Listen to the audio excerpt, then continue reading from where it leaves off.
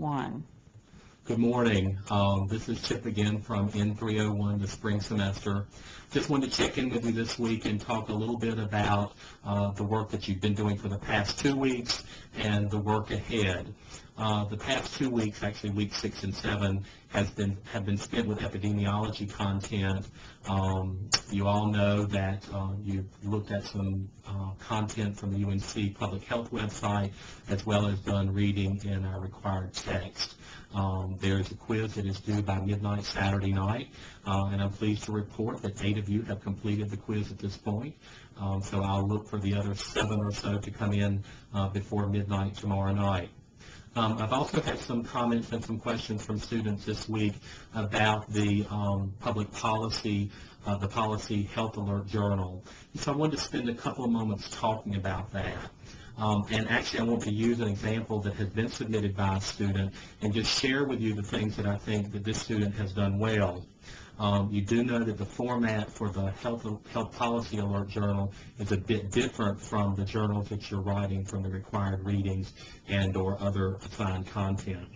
So first of all, you have to identify why you selected the article or why you selected the alert. And I do want to just remind you that it will be important that you go to the original source of the alert, i.e. the original article, to develop your journal to submit.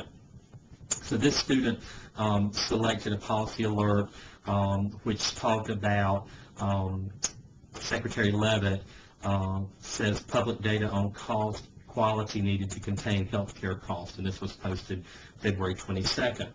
And the student says that they selected this article because public reporting of CMS quality indicators is beginning.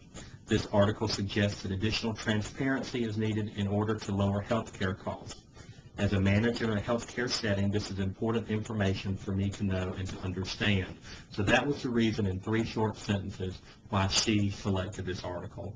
And I would encourage you, when you complete that section, to do it just in that succinct kind of way. Then 3 key points were identified.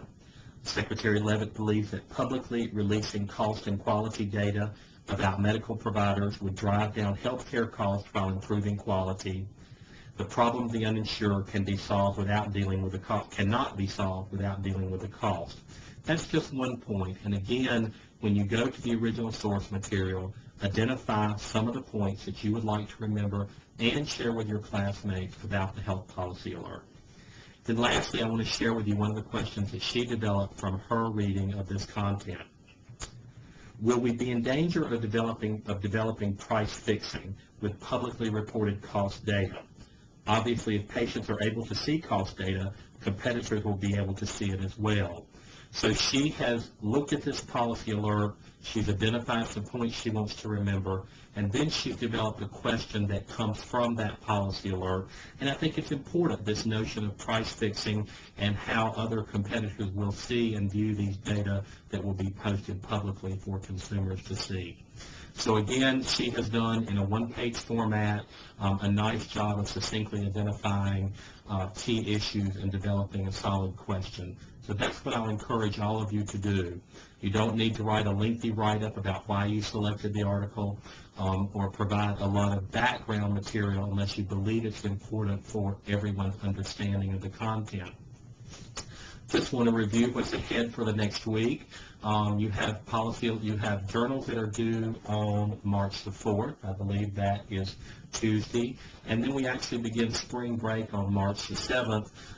So according to the syllabus, I'm not returning journals until March the 17th. My goal will be to get them back ahead of schedule so that you can see that content and continue to work on fine-tuning your journals. Many of you have made good progress and have shown steadily improved journal submissions over the past weeks, and I expect that will continue. I think you're all doing a great job in the course. Hope you're getting as much from the course as I believe there is in the course to give you. Hope you have a great spring break. I expect most of you are like me. You're not really having a spring break, but make the most of it. Do something with your family or those you care about. And as always, if there's something I can do for you, don't ever hesitate to call, send me an email. We can set up some time to talk. And if you're on campus, stop by and stick your head in the door. Take care, and my best for the week ahead.